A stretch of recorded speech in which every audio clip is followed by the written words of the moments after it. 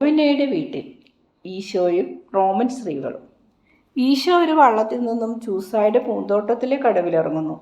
അദ്ദേഹത്തെ ഒരു വള്ളക്കാരൻ ഇതിൽ സഹായിക്കുന്നുണ്ട്. കായൽക്കരയിലുള്ള ഉദ്യാനത്തിൽ കവാടം തുറന്നു കൊടുക്കുന്നതിനായി തോട്ടക്കാരൻ ഓടി വരികയാണ്. ഉയരവും ബലവുമുള്ള കവാടം വലിയ താഴിട്ട് പൂട്ടിയിരിക്കുന്നു. അകത്തുള്ള വീടിന് മുന്നിൽ പല നിറത്തിലുള്ള റോസാപ്പൂക്കൾ വിരിഞ്ഞു നിൽപ്പുണ്ട്. റോസാ ചെടികൾ പടർന്നു പന്തലിച്ചിരിക്കുന്നു. ഗേറ്റില്ലാത്ത മറ്റു വശങ്ങൾ തുറസായി കിടക്കുന്നതിനാൽ കായലിലേക്ക് പോവുകയും അവിടെ നിന്ന് വരികയും ചെയ്യുന്നവർ ആ പുരയിടത്തിൽ കൂടി കയറിയിറങ്ങുന്നു. യോവന്ന, ഈ വീടിനും നിനക്ക് സമാധാനം ഉണ്ടായിരിക്കട്ടെ. ഈശോ ഭൃത്യനോട് ചോദിച്ചു, നിന്റെ യജമാനത്തി എവിടെ? കൂട്ടുകാരികളോടൊപ്പം അപ്പുറത്തുണ്ട്. ഉടനെ വിളിക്കാം. 3 ദിവസമായി അവർ അങ്ങയെ പ്രതീക്ഷിച്ചിരിക്കുകയാണ്. അങ്ങ് താമസിച്ചു പോകുമോ എന്നവർക്ക് പേടിയായിരുന്നു. ഈശോ പുഞ്ചിരിച്ചു. യോവനയെ വിളിച്ചുകൊണ്ട് വരുന്നതിനായി ഭൃത്യൻ ഓടിപ്പോയി. ഇതിനിടെ ഉദ്യാനത്തിലൂടെ അങ്ങ് നടന്നു നീങ്ങിയ ഈശോ അതിൻ്റെ ഭംഗി ആസ്വദിച്ചു. പലതരത്തിലും നിറത്തിലും റോസാപ്പൂക്കൾ വിടർന്നു നിൽക്കുന്ന ആ ഉദ്യാനം ചീർസ തൻ്റെ ഭാര്യയ്ക്ക് വേണ്ടി നിർമ്മിച്ചതാണ്. അവിടെ വേറെ ചെടികളും ഉണ്ടെങ്കിലും റോസാ ചെടികളുമായി തട്ടിച്ചു നോക്കുമ്പോൾ അവ എണ്ണത്തിൽ വളരെ കുറവാണ്. പൂത്തു തുടങ്ങിയിട്ടുമില്ല. യോവന്ന എത്തിക്കഴിഞ്ഞു. ഒരു കൈയിൽ പകുതിയോളം പൂക്കൾ നിറച്ച കൂടയും മറുകൈയിൽ പൂക്കൾ മുറിച്ചെടുക്കാൻ ഉപയോഗിച്ച കത്രികയും പിടിച്ചുകൊണ്ട് കൈവിരിച്ച് അവൾ ഈശോയെ സ്വാഗതം ചെയ്തു. നേർമയുള്ള കമ്പിളി വസ്ത്രവും മുഖാവരണവും വിലപിടിച്ച ആഭരണങ്ങളും അണിഞ്ഞിരുന്ന അവൾ സുന്ദരിയായിരുന്നു. അവൾ പൂക്കൂട താഴെ വെച്ചിട്ട് ഈശോയുടെ വസ്ത്രാഞ്ചലത്തിൽ ചുംബിക്കുന്നതിനായി അവിടുത്തെ പാദങ്ങളിൽ മുട്ടുകുത്തി. അപ്പോൾ ഈശോ പറഞ്ഞു, യോവന്ന, നിനക്ക് സമാധാനം ഉണ്ടാവട്ടെ. ഇതാ ഞാൻ വന്നിരിക്കുന്നു. ഞാൻ സന്തുഷ്ടയായി. അവരും വന്നിട്ടുണ്ട്. ഇങ്ങനെ ഒരു കൂടിക്കാഴ്ച ക്രമീകരിച്ചത് തെറ്റായി പോയോ എന്നിപ്പോൾ തോന്നുന്നു. ഓരോരുത്തരെയും അങ്ങ് എങ്ങനെ വേർതിരിച്ചറിയും? അവർ പുറംജാതിക്കാരാണ്. യോവന്ന അല്പം വിഷമത്തിലാണ്. ഈശോ പുഞ്ചിരിച്ചുകൊണ്ട് അവളുടെ തലയിൽ കൈവച്ചു പറഞ്ഞു, ഭയപ്പെടേണ്ട. നമുക്ക് ഓരോരുത്തരെയും നന്നായി വേർതിരിച്ചറിയാൻ കഴിയും. നീ ചെയ്തത് നല്ല കാര്യമാണ്. ഈ കൂടിക്കാഴ്ച ക്രമീകരിച്ചത് നിന്റെ ഉദ്യാനത്തിൽ റോസാപ്പൂക്കൾ നിറഞ്ഞു നിൽക്കുന്നത് പോലെ നമ്മുടെ കൂടിക്കാഴ്ചയും അനുഗ്രഹത്താൽ നിറയപ്പെടും. നീ താഴെയിട്ട ആ റോസാപ്പൂക്കൾ എടുക്കുക. നമുക്ക് അവരുടെ അടുത്തേക്ക് പോകാം. ഹേയ്, അവിടെ ഇഷ്ടം പോലെ റോസാപ്പൂക്കളുണ്ട്. വെറും നേരം പോക്കിന് വേണ്ടിയാണ് ഞാനിവ പറിച്ചത്. എൻ്റെ കൂട്ടുകാരുടെ കാര്യം അങ്ങനെയല്ല. അവർക്ക് പൂക്കളെന്ന് വെച്ചാൽ ജീവനാണ്. എനിക്കും പൂക്കൾ ഇഷ്ടമാണ്. ഇതാ, നമുക്ക് പരസ്പരം മനസ്സിലാക്കാൻ ഒരു വിഷയം കിട്ടിക്കഴിഞ്ഞിരിക്കുന്നു. വരൂ, ഈ റോസാപ്പൂക്കൾ നമുക്ക് പെറുക്കിയെടുക്കാം. മറ്റുള്ളവർക്ക് മാതൃകയായിരിക്കത്തക്ക വിധം ഈശോ കുനിഞ്ഞു. കർത്താവേ, അത് വേണ്ട, അത് വേണ്ട. അങ്ങേക്കത് വേണമെന്ന് യഥാർത്ഥമായും താല്പര്യമുണ്ടെങ്കിൽ ശരി, അത് എടുത്തു കഴിഞ്ഞിരിക്കുന്നു. പല നിറത്തിലുള്ള റോസാ ചെടികൾ പടർന്നു കയറി രൂപം കണ്ട ഒരു വള്ളിക്കുടിലിൻ്റെ അടുത്തുവരെ അദ്ദേഹം നടന്നു. അതിൻ്റെ അടുത്തിരിക്കുന്ന പ്ലോട്ടിനോ, വലേറിയ, ലിഡിയ എന്ന 3 റോമൻ സ്ത്രീകൾ അവരെ നോക്കുകയാണ്. ആദ്യത്തെയും അവസാനത്തെയും ആളുകൾക്ക് ഈർഷ്യാഭാവമുണ്ടെങ്കിലും വലേറിയ ഓടിച്ചെന്ന് ഈശോയെ സ്വാഗതം ചെയ്തുകൊണ്ട് പറഞ്ഞു, എൻ്റെ കുഞ്ഞു ഫൗസ്റ്റായുടെ രക്ഷിതാവേ, വന്നാലും. നിനക്കും നിന്റെ കൂട്ടുകാരികൾക്കും സമാധാനവും പ്രകാശവും ഉണ്ടാവട്ടെ. കൂട്ടുകാരികൾ നിശബ്ദരായി ഈശോയെ വണങ്ങി. പ്ലോട്ടിനായി നമുക്ക് നേരത്തെ അറിയാമല്ലോ. നല്ല ഉയരവും ഗാംഭീര്യവും കറുത്തിരുണ്ട അധികാരസൂചകമായ കണ്ണുകളും വളരെ മാർദ്ദവും വെണ്മയുമുള്ള നെറ്റിയും നല്ല വടിവത്ത നാസികയും ആകാര ഭംഗിയുമുള്ളതെങ്കിലും അല്പം തടിച്ച ചുണ്ടുകളും വൃത്താകൃതിയിൽ കൊത്തിവെച്ചതുപോലെയുള്ള താടിയും ഉള്ള അവൾ ഏതോ റോമൻ രാജ്ഞിയുടെ മനോഹരമായ ഒരു പ്രതിഭയെ അനുസ്മരിപ്പിക്കുന്നു. അവളുടെ കൈകളിൽ കനത്ത വളകളും വടിവത്ത കൈത്തണ്ടയിൽ വലിയ സ്വർണ്ണ ശൃംഖലയും ഉണ്ടായിരുന്നു. ഹ്രസ്വമായ കുപ്പായക്കൈയുടെ വെളിയിൽ ദൃശ്യമാവുന്ന ഹസ്തഭാഗം ഇളം ചുവപ്പോടു കൂടിയ വെളുത്ത നിറത്തിലുള്ളതും മൃദുവും അന്യോന്യവുമായിരുന്നു. മനോഹരമായ മുടിയുള്ള ലിഡിയ കുറെ കൂടി കൃഷിയും ചെറുപ്പവുമായി കാണപ്പെട്ടു. അവളുടെ സൗന്ദര്യം പ്ലോട്ടിനായുടേതുപോലെ ഗാംഭീര്യമാർന്നതായിരുന്നില്ല. നേരെ മറിച്ച് ഇപ്പോഴും പക്വത വന്നിട്ടില്ലാത്ത സ്ത്രൈണ യൗവനത്തിൻ്റെ എല്ലാ ശാലീനതയും അവളിൽ കാണാം. പ്ലോട്ടിന ഒരു രാജ്ഞിയുടെ പ്രതിമ പോലെ ആയിരുന്നുവെങ്കിൽ ലിഡിയ ഡയാനയെ പോലെയോ വിനയമുള്ള ഒരു അപ്സരസിനെ പോലെയോ ആയിരുന്നു. കേസറിയയിൽ വെച്ച് നാം കണ്ട നിരാശാഭരിതമായ അവസ്ഥയിലല്ല വലേറിയ ഇപ്പോഴിരിക്കുന്നത്. ചെറുപ്പത്തിലെ അമ്മയായി തീർന്ന സുന്ദരിയായ ഒരു അമ്മയുടെ മട്ടിലാണവൾ. സ്വന്തം കുഞ്ഞിനെ പാലൂട്ടി ആരോഗ്യവാനായി വളർത്തിയെടുക്കുന്നതിൽ സന്തോഷമുള്ള ഒരമ്മയാണെന്ന് കണ്ടാലറിയാം. നിശബ്ദമായ അവളുടെ പുഞ്ചിരി അത്യന്തം ആകർഷകമായിരുന്നു.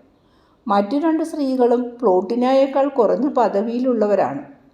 അവരുടെ പെരുമാറ്റത്തിൽ നിന്നും അവർ പ്ലോട്ടിനായ ഒരു രാജ്ഞി എന്ന പോലെ ആദരിക്കുന്നതായി മനസ്സിലാക്കാം. നിങ്ങൾ പൂക്കൾ ശേഖരിക്കുകയായിരുന്നോ? ശരി, നടക്കട്ടെ. ദൈവത്തിൻ്റെ മനോഹര സൃഷ്ടിയായി ഈ പൂക്കൾ ഇറുത്തെടുക്കുന്നതിനിടക്ക് നമുക്ക് സംസാരിക്കുകയും ചെയ്യാം.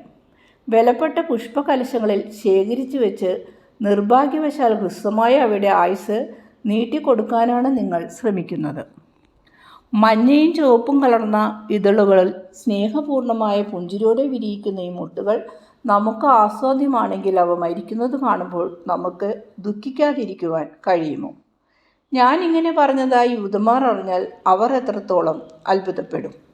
ഒരു പൂവിൽ പോലും ജീവനുള്ള എന്തോ ഒന്നുള്ളതായി നമുക്ക് അനുഭവപ്പെടാറുണ്ട്. അതിൻ്റെ അന്ത്യം കാണുമ്പോൾ നമുക്ക് ദുഃഖം തോന്നുന്നു. എന്നാൽ സസ്യങ്ങൾ നമ്മേക്കാൾ ബുദ്ധിയുള്ളവരാണ്. തായ്തടിയിൽ ഓരോ മുറിവുണ്ടാകുമ്പോഴും അവിടെ നിന്നും പുതിയ ശാഖ വളർന്ന് ഒരു പുതിയ റോസാച്ചെടി രൂപം കൊള്ളുമെന്ന് അവയ്ക്കറിയാം. ഇതിൽ നിന്ന് നാം ഒരു പാഠം ഉൾക്കൊള്ളുകയും പൂക്കളോടുള്ള നമ്മുടെ ഏതാണ്ട് ഐന്ദ്രികമായ സ്നേഹത്തെ ഉദാത്ത ചിന്തക്കുള്ള ഒരു ഉപാധിയായി മാറ്റുകയും വേണം. ഗുരു, എന്താണ് ആ ഉദാത്ത ചിന്ത? ഈശോയുടെ വാക്കുകൾ ശ്രദ്ധാപൂർവം കേട്ടുകൊണ്ടിരുന്ന പ്ലോട്ടിന ആ യഹൂദ ഗുരുവിൻ്റെ ഉത്കൃഷ്ട ചിന്തയുടെ പൊരുളറിയാൻ വേണ്ടി ചോദിച്ചു. അതെത്രയേയുള്ളൂ. വേരിൽ നിന്നും വളം കിട്ടാവുന്നിടത്തോളം കാലം ഒരു സസ്യവും നശിച്ചു പോവുകയില്ല. കമ്പുകൾ മുറിക്കപ്പെട്ടാലും സസ്യം നശിക്കുന്നില്ല. അതുപോലെ ലൗകിക ജീവിതം നയിക്കുന്ന ഒരു വ്യക്തി മരിച്ചു പോയാലും മനുഷ്യരാശി ഇല്ലാതാവുകയില്ല. പുതിയ പുഷ്പങ്ങൾ ജനിച്ചുകൊണ്ടേയിരിക്കും. ദൈവത്തെ സ്തുതിക്കുവാൻ പര്യാപ്തമായ മറ്റൊരു ചിന്ത ഇതിലും ഉത്കൃഷ്ടമാണ്. ഒരിക്കൽ നശിച്ചു പോകുന്ന പുഷ്പം വീണ്ടും ജീവിച്ചു വരുന്നില്ല. ഇത് ദുഃഖകരമാണ്. എന്നാൽ അന്ത്യശ്വാസം വലിച്ചുറങ്ങിപ്പോകുന്ന മനുഷ്യൻ മരിക്കുകയല്ല, നിത്യജീവൻ പ്രാപിച്ച കൂടുതൽ പ്രകാശമാനമായ ഒരു ജീവിതത്തിലേക്ക് പ്രവേശിക്കുകയും സൃഷ്ടാവായ ദൈവത്തിൽ നിന്നും തേജസ് പ്രാപിക്കുകയുമാണ് ചെയ്യുന്നത്. അതിനാൽ അല്ലയോ വലേറിയ, നിന്റെ കൊച്ചുമകൾ മരിച്ചുപോയാലും അവളുടെ തലോടലുകൾ നിനക്ക് നഷ്ടമാവുകയില്ല. നിന്റെ സൃഷ്ടിയുടെ ചുംബനങ്ങൾ നിന്റെ ആത്മാവിലേക്ക് നിരന്തരം വന്നുകൊണ്ടിരിക്കും. നിന്നിൽ നിന്ന് അവൾ വേർപെട്ടു പോയാലും നിന്റെ സ്നേഹത്തെ വിസ്മരിക്കുകയില്ല. നിത്യജീവനിൽ വിശ്വസിക്കുക എന്നത് എത്ര ആനന്ദകരമാണെന്ന് ആലോചിച്ചു നോക്കുക. നിന്റെ കുഞ്ഞ് ഇപ്പോൾ എവിടെയാണ്? മൂടിയിട്ടിരിക്കുന്ന ആ തൊട്ടിലുണ്ട്. മുമ്പൊരിക്കലും ഞാൻ അവളെ വേർപിരിഞ്ഞിട്ടില്ല. എന്തെന്നാൽ എൻ്റെ ഭർത്താവിനോടും എൻ്റെ കുഞ്ഞിനോടുമുള്ള സ്നേഹം മാത്രമാണ് എൻ്റെ ജീവിതത്തിൽ ആനന്ദകരമായിട്ടുള്ളത്. അവൾ മരിച്ചു പോയാൽ അതിനെ എങ്ങനെ കാണണമെന്ന് എനിക്കിപ്പോൾ മനസ്സിലായി. ഒരു നിമിഷത്തേക്ക് പോലും ഞാൻ അവളെ വിട്ടുപിരികയില്ല. ഈശോ ആ തടിത്തൊട്ടിലിൻ്റെ അടുത്ത് ചെന്നു. അതിലിട്ടിരുന്ന ആവരണം നീക്കിയിട്ട് അവിടുന്ന് ഉറങ്ങിക്കിടന്ന കുഞ്ഞിനെ നോക്കി. കാറ്റു വീശിയപ്പോൾ അവൾ അല്പം ഉണർന്നു. ആ കൊച്ചു കണ്ണുകൾ തുറന്നപ്പോൾ അവയിൽ അത്ഭുതഭാവം ദൃശ്യമായി. ചുണ്ടുപിരിച്ച് അവൾ ഒരു മാലാഖയെ പോലെ പുഞ്ചിരിച്ചു. മുറുകെ പിടിച്ചിരുന്ന കുഞ്ഞു കൈകൾ തുറന്ന് അവൾ ഈശോയുടെ പറ്റിക്കിടന്ന മുടിയിൽ പിടിക്കാൻ ശ്രമിച്ചു. അവളുടെ കൊച്ചു മനസ്സിൽ രൂപം കൊണ്ട വാക്കുകൾ ഒരു കുരുവിയുടെ കലപില ശബ്ദത്തിലൂടെ വെളിപ്പെട്ടു. അവസാനം സാർവത്രികമായ ആ മഹത് ശബ്ദം പുറത്തു വന്നു. അമ്മേ, അവളെ എടുക്കൂ, അവളെ എടുക്കൂ. വലേറിയക്ക് കുഞ്ഞിനെ എടുക്കത്തക്ക വിധം ഈശോ ഒരു വശത്തേക്ക് മാറി. അവൾ അങ്ങയെ ശല്യപ്പെടുത്തിയേക്കും. അവളെ ഉദ്യാനത്തിലേക്ക് എടുത്തുകൊണ്ടു പോവാൻ ഒരടിമയോട് പറയാം, വലേറിയ പറഞ്ഞു. ശല്യമോ? ഹേയ്, അങ്ങനെയില്ല. കുഞ്ഞുങ്ങൾ ഒരിക്കലും ശല്യമാവില്ല. അവർ എപ്പോഴും എൻ്റെ സുഹൃത്തുക്കളാണ്. ഗുരു, അങ്ങേക്ക് മക്കളോ കൊച്ചുമക്കളോ ഉണ്ടോ? കുഞ്ഞിൻ്റെ നേരെ പുഞ്ചിരിക്കുകയും അവളെ ചിരിപ്പിക്കാനായി ശ്രമിക്കുകയും ചെയ്തുകൊണ്ടിരുന്ന ഈശോയോട് പ്ലോട്ടിന ചോദിച്ചു. ഇല്ല, എനിക്ക് മക്കളോ കൊച്ചുമക്കളോ ഇല്ല. എന്നാൽ പൂക്കളെ എന്നതുപോലെ കുഞ്ഞുങ്ങളെയും സ്നേഹിക്കുന്നു. എന്നാൽ അവർ പരിശുദ്ധരും കളങ്കം തൊട്ടു നീണ്ടിയിട്ടില്ലാത്തവരുമാണ്. സ്ത്രീയെ, നിങ്ങളുടെ കുഞ്ഞിനെ ഇങ്ങോട്ട് തരിക. ഈ കൊച്ചുമാലാകയെ എൻ്റെ ഹൃദയത്തോട് ചേർത്ത് പിടിക്കുന്നത് എനിക്കേറെ ആനന്ദകരമാണ്. ഈശോ കുഞ്ഞിനെ എടുത്തുകൊണ്ടിരുന്നു. കുഞ്ഞ് ഈശോയെ സൂക്ഷിച്ചു നോക്കുകയും അവിടുത്തെ താടി മീശയിൽ കയറി പിടിക്കുകയും ചെയ്തു. പിന്നെ അവിടുത്തെ കുപ്പായത്തൊങ്ങലും കുപ്പായച്ചരടിലും അവൾ തപ്പി തലോടിക്കൊണ്ടിരുന്നു. അവയോടവൾ ദീർഘനേരം അവ്യക്ത ഭാഷയിൽ സംസാരിക്കുകയും ചെയ്തു. പ്ലോട്ടിന പറഞ്ഞു, ഞങ്ങളുടെ നല്ലവരും ജ്ഞാനിയുമായ സുഹൃത്തെ, ഞങ്ങളോട് സ്നേഹമുള്ളവരും നല്ലവരുമായ ഞങ്ങളുടെ ചില സുഹൃത്തുക്കൾ അങ്ങയോട് പറഞ്ഞു കാണണം, ഞങ്ങൾ അങ്ങയെ കാണാൻ ആഗ്രഹിക്കുന്നുവെന്ന്. അങ്ങ് ആരാണെന്ന് നേരിട്ട് കണ്ട് മനസ്സിലാക്കാനാണ് ഞങ്ങൾ ആഗ്രഹിച്ചത്.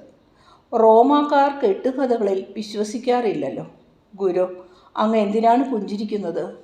ഞാനത് പിന്നീട് പറയാം. പറഞ്ഞു വന്ന കാര്യം തുടർന്നോളൂ.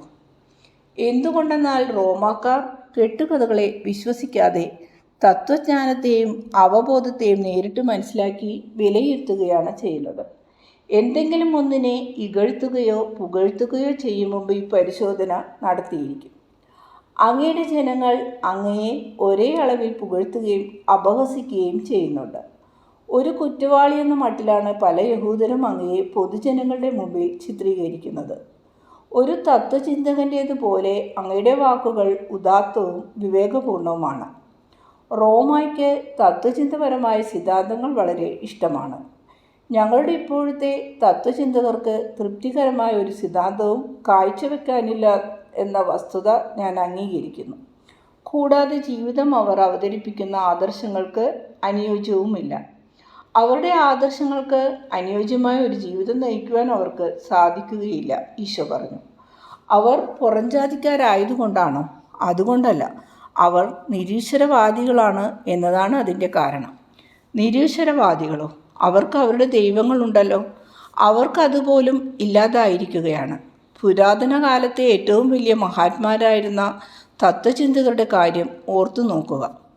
അവരും പുറംജാതിക്കാരായിരുന്നുവല്ലോ. എങ്കിലും അവരുടെ ജീവിതത്തിൻ്റെ ധാർമ്മിക നിലവാരം എത്ര സമുന്നതമായിരുന്നുവെന്ന് ആലോചിച്ചു നോക്കുക. മനുഷ്യന് തെറ്റുപറ്റുക സ്വാഭാവികമാകയാൽ അവരുടെ ജീവിതത്തിലും തെറ്റുകൾ കടന്നുകൂടിയിരിക്കാം. എന്നാൽ ജീവനും മരണവും തമ്മിലും, മര്യാദയും അപമര്യാദയും തമ്മിലും, നന്മയും തിന്മയും തമ്മിലും, ധീരതയും ഭീരുത്വവും തമ്മിലും ഏറ്റുമുട്ടുന്ന ഏറ്റവും നിർണായകമായ അവസരങ്ങളിൽ സൽഗുണങ്ങളുടെ ഭാഗത്ത് ഉറച്ചു നിന്നു. ദുർഗുണങ്ങളുടെ ഭാഗത്തേക്ക് തിരിഞ്ഞുപോയാൽ തങ്ങളുടെ രാഷ്ട്രത്തിനും സഹപൗരന്മാർക്കും വലിയ ദുരന്തമുണ്ടാകുമെന്ന് അവർ വിശ്വസിച്ചിരുന്നു. ഇത്തരം സന്ദർഭങ്ങളിൽ ഉത്കൃഷ്ടമായ നിശ്ചയദാർഢ്യത്തോടെ അവർ തിന്മയെ തള്ളിക്കളയുകയും എന്ത് ത്യാഗം സഹിച്ചും പരമമായ നന്മയെ അംഗീകരിക്കുകയും ചെയ്തിരുന്നു. ആ നന്മ ദൈവം തന്നെയാണ്. അങ്ങ് ദൈവമാണെന്ന് ചിലരൊക്കെ പറയുന്നു. അത് ശരിയാണോ? ഞാൻ സത്യദൈവത്തിൻ്റെ പുത്രനാണ്. മനുഷ്യത്വം സ്വീകരിച്ചുവെങ്കിലും ഞാനിപ്പോഴും ദൈവമാണ്. എങ്കിലും ദൈവം എന്നത് എന്താണ്? ഞങ്ങൾ അങ്ങയെ കാണുന്നത് ഏറ്റവും മഹാനായ ഗുരുവായിട്ടാണ്. ദൈവം ഒരു ഗുരുവിനേക്കാൾ സമുന്നതനാണ്. ദൈവത്തെ മനുഷ്യജ്ഞാനത്തിൻ്റെ പരിമിതിക്കുള്ളിൽ ഒതുക്കാൻ ശ്രമിക്കരുത്. ജ്ഞാനവും ഒരു ദേവതയാണല്ലോ.